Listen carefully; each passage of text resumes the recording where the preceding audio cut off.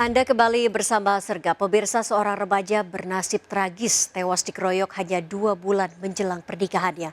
Korban diduga dikeroyok dan dianiaya tetangganya sendiri. Motif pengeroyokan belum diketahui karena para pelaku melarikan diri.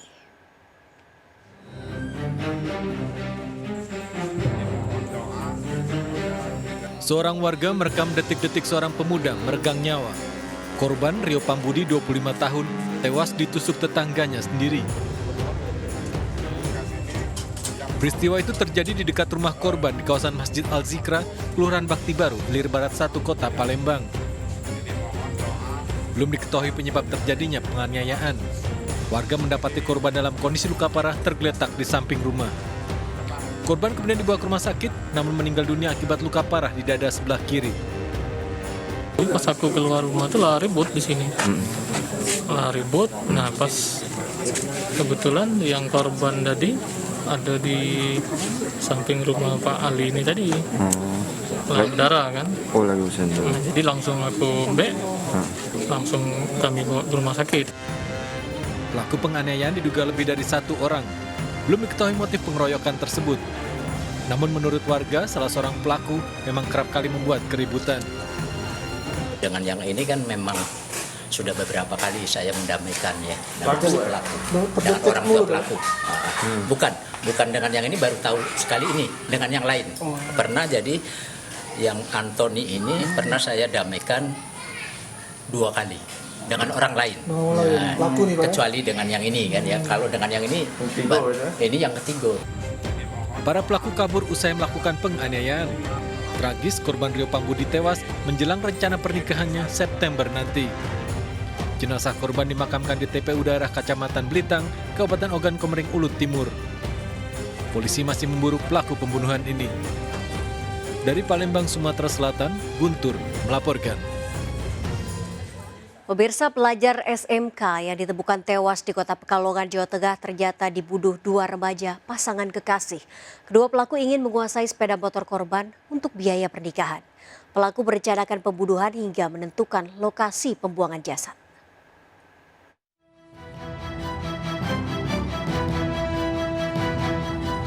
Pasangan kekasih ini ditetapkan sebagai tersangka pembunuhan siswa SMK yang mayatnya ditemukan di bantaran Klego Krapyak, Kota Pekalongan. Polisi sebelumnya hanya menetapkan pelaku pria, namun dari hasil pemeriksaan ternyata kekasihnya yang meminta dinikahi terlibat dalam pembunuhan. Korban yang sebelumnya akan dibunuh di stadion atas permintaan kekasih pelaku pria, kemudian dibunuh di bantaran sungai. Bahkan pelaku wanita juga ikut memegang korban saat penganiayaan. Pacar S ini, peran S ini, dia yang menginstruksikan atau memindahkan yang semula korban akan dibunuh di stadion ini, di Ugeng ini, di mana? Keraton. Itu si pacar T, tersangka si NK ini, si saudari S, mengarahkan ke bantaran sungai di TKP itu. Jadi yang mengarahkan itu saudari S. Sebelumnya warga bantaran sungai Kaliblenger, Kota Pekalongan menemukan mayat remaja pria di bawah tanggul dengan sejumlah luka. Korban pertama kali ditemukan warga yang akan mencari sarang semut. Di sekitar lokasi ditemukan ceceran darah. Di sana saya terus lewat sini Pak. Di sini saya lihat darah pertama lah. Saya tuh begitu ngecek ini ada apa gitu. Langsung ada orang di situ, ada mayat. Saya lari Pak. Saya bilang sama itu sing orang-orang mancing di situ. Dari hasil penyelidikan polisi ditemukan sepasang sandal korban serta pecahan kaca spion motor. Korban diketahui seorang siswi SMK bernama Arya Reza, warga Kelurahan Setono yang dilaporkan hilang sebelumnya. Ada 6 luka tusuk di bagian leher. Jadi ditemukan itu pembunuhan ya. Dari hasil penyelidikan polisi kemudian menangkap pelaku pembunuhan. Pelaku warga Keraton Kota Pekalongan yang merupakan teman bermain korban. Pelaku nekat melakukan pembunuhan setelah terdesak permintaan kekasihnya yang menuntut segera dinikahi. Pelaku pun merencanakan pembunuhan dan mengajak korban ke lokasi kejadian. Rencananya motor korban yang diambil akan dijual untuk membiayai pernikahan. Para tersangka dijerat pasal berlapis pembunuhan berencana dan pencurian dengan kekerasan, sementara ancamannya hukuman seumur hidup. Namun dalam kasus ini keduanya masih berstatus di bawah umur sehingga diberlakukan sistem peradilan anak. Dari Pekalongan, Jawa Tengah, Suryono Soekarno, iNews melaporkan. Pemirsa, viral di media sosial, seorang lurah mengamuk di sebuah SMA negeri di Kota Tangerang Selatan, Banten. Diduga oknum lurah mengamuk lantaran anak titipannya tidak diterima di sekolah tersebut. Polisi pun menyelidiki kasus ini, oknum lurah terancam hukuman pidana.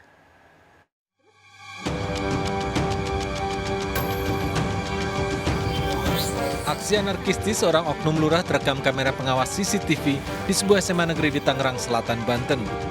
Oknum lurah tersebut mengamuk, merusak barang-barang di sebuah ruangan di SMA negeri tersebut. Diduga oknum lurah tersebut mengamuk karena anak titipannya tidak diterima di SMA negeri tersebut. Kepala sekolah menyatakan oknum lurah tersebut minta agar sekolah meloloskan 5 orang anak titipannya. Masalahnya PPDB mengusahakan mungkin masyarakatnya atau siapa untuk bisa masuk ke SMA 3. Padahal SMA 3 kan PPDB sudah berakhir ya. PPDB sudah berakhir, kemudian sudah sudah daftar ulang gitu kan. Nah, kemudian yang kita sampaikan baik-baik gitu.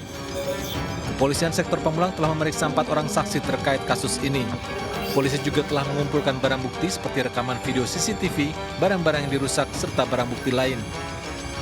Perbuatan tidak menyenangkan dan pengerusakan sebagaimana dimaksud dalam pasal 335 ayat 1 dan 406 KUHP, yang mana kejadian di SMA 3 Jakarta, Tangerang Selatan, tepatnya ada di wilayah Pamulang. Polisi menegaskan kasus perusakan ini bukanlah delik aduan. Oknum lurah tersebut terancam hukuman 5 tahun penjara sesuai pasal pidana tentang perbuatan tidak menyenangkan. Polisi akan memanggil oknum lurah guna dimintai keterangan. Dari Tangerang Selatan, Banten, Nunung Purnomo melaporkan. Pemirsa, lantaran kesal sandalnya hilang di masjid, seorang pemuda mengamuk. Pelaku diamankan karena berupaya menyerang petugas keamanan masjid dengan senjata tajam.